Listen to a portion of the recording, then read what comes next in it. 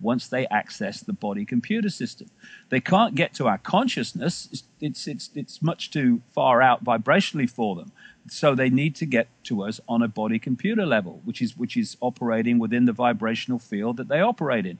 And that's what they're doing. And without the fantastic work of people who've been doing so much to get this information out through the internet, through things like YouTube and through websites and through radio shows like this, they in terms of this network of control freaks and conspirators and very, very sick people, are not going to have the breeze that they would have had 5 years ago.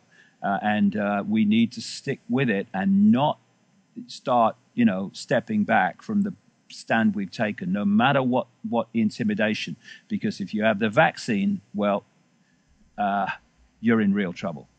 Yeah, and then on top of that, of course, we have the whole monetary scheme as well going hand in hand with this agenda, because pharmaceutical companies are going to make billions on this. And you even have over in the UK, I think his name was Professor Sir Roy Anderson, he's paid about £116,000, and he's a government virus expert in this, but he's getting paid about £160,000 by swine flu vaccine manufacturers. It doesn't get more obvious than that, No, what you've got, Henrick, of course, is this spinning revolving door. You find it all over the system. The revolving door whereby people who work for government then go through the revolving door and they work for organizations like drug companies and Monsanto, etc., and vaccine manufacturers, that the government's departments that they worked in are supposed to police and are supposed to protect the people from. And then the revolving door keeps going, and these people then come back in a government. And it's the corporations through this system that run governments on behalf of the corporations. I'm just writing a new book at the moment, and I've done a section on Goldman Sachs, who were fundamentally involved right at the heart of the economic collapse and banking crash in September last year. And when you see, Henrick, the revolving door personnel numbers between Goldman Sachs and government, and not just Goldman Sachs and government, by the way, Goldman Sachs and the Treasury part of government, and from the Treasury part of government back to Goldman Sachs, it is staggering. Goldman Sachs run the Treasury Department of the United States. And of course, the Goldman Sachs is a Rothschild front. So the Rothschilds run the financial institutions of the United States. And this is what's happening right across the system. And so when we bring it round to this so-called swine flu pandemic, you have the situation where the drug companies, the Novartis, the Baxter International, etc., that have produced the vaccine are owned and controlled by the same families. In the end, it goes back to the Rothschilds at the center of the spider's web on a human level anyway.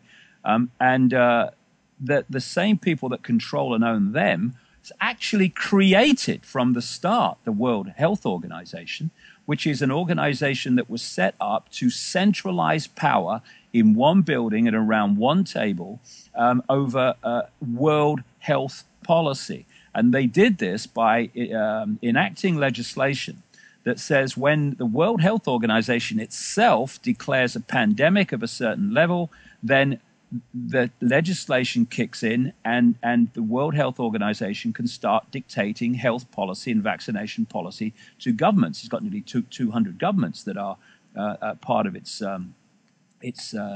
cabal. And so there you've got the World Health Organization and the drug companies controlled by the same people, indeed, created by them.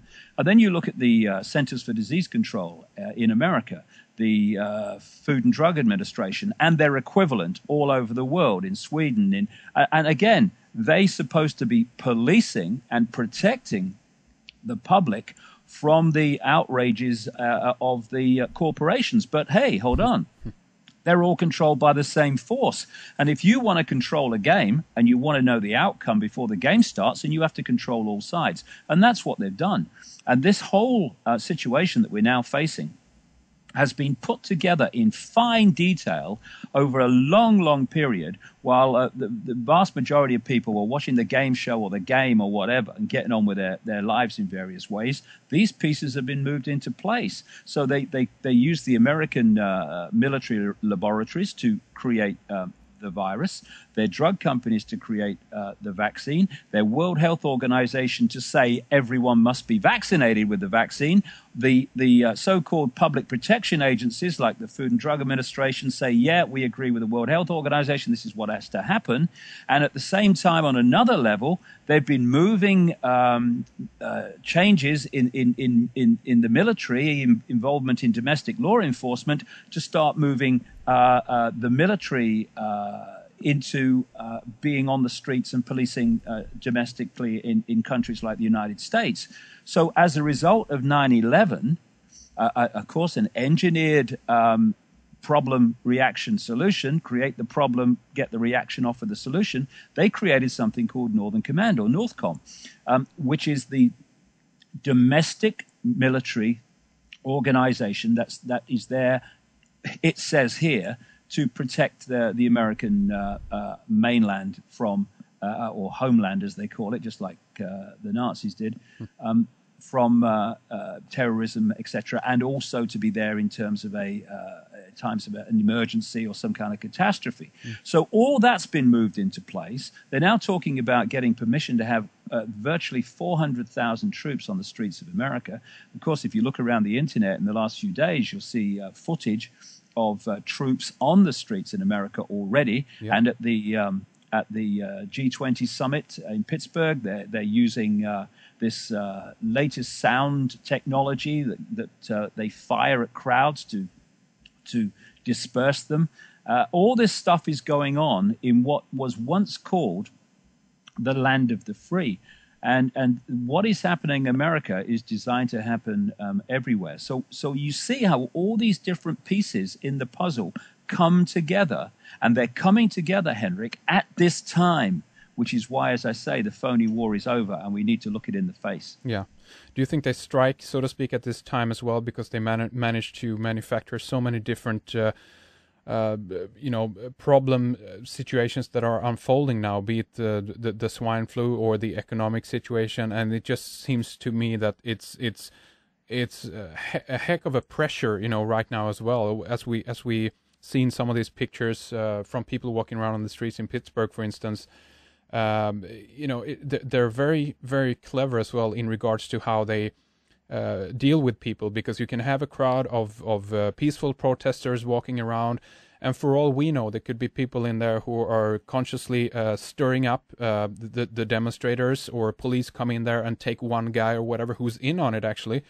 Exactly. Drag him away or whatever, and this get people aroused and actually turn violent, and of course you will manage to take a lot of those people away. One guy we saw today on YouTube was taken away in an unmarked car by 5 military people, for instance, and this is the way they do it. They could amass the people who at least have the voice and the courage to go out there and say, no, we don't go along with this. We refuse to go along with your plan. But they just have to show up, and they could haul them all away, so to speak. And that's a danger here as well. So the question obviously becomes, how do we show them, so to speak, that we are out there and we don't agree, but can we also avoid not being dragged into it? Or is that just simply a consequence of the time that we're in right now, that then it needs to be some kind of confrontation? What do you think about this, David? No, I don't think it needs confrontation. It needs non-cooperation in many, many